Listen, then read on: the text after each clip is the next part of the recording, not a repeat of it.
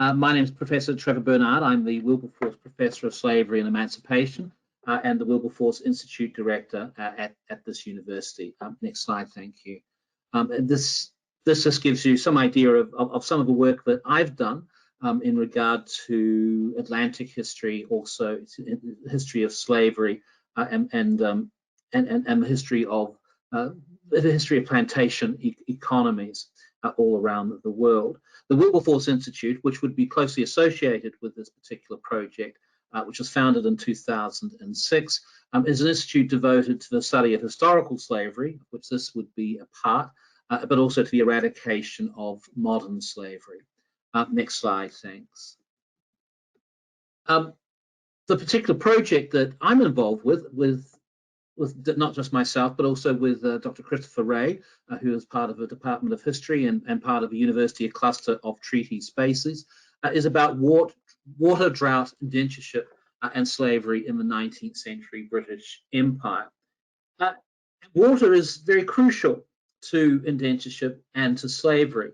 In 1781, a little bit before the 19th century, the Zong, a famous and notorious slave ship, on the Zong, 132 Africans were thrown overboard, murdered, in fact, in order to get insurance. It launched the abolitionist campaign. In particular, it outraged people like Thomas Clarkson and William Wilberforce, that great citizen of Hull, to embark upon abolitionism, which would be part of a 19th century area. It, of course, was something which happened at sea.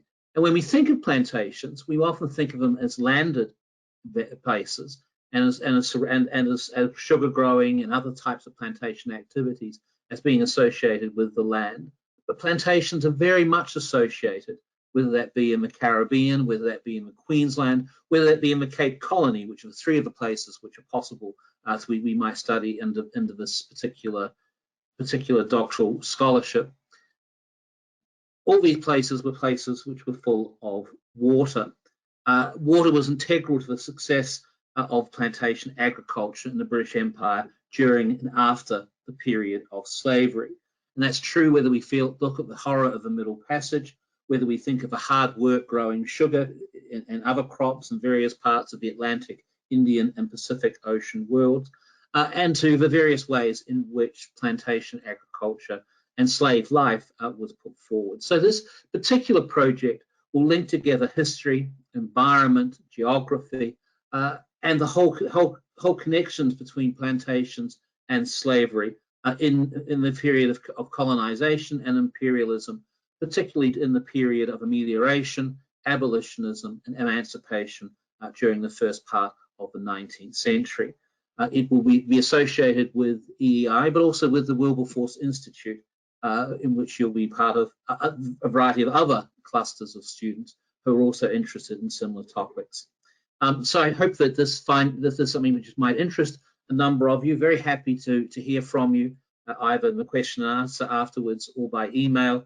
And I look forward to hearing from you and to getting this exciting project underway.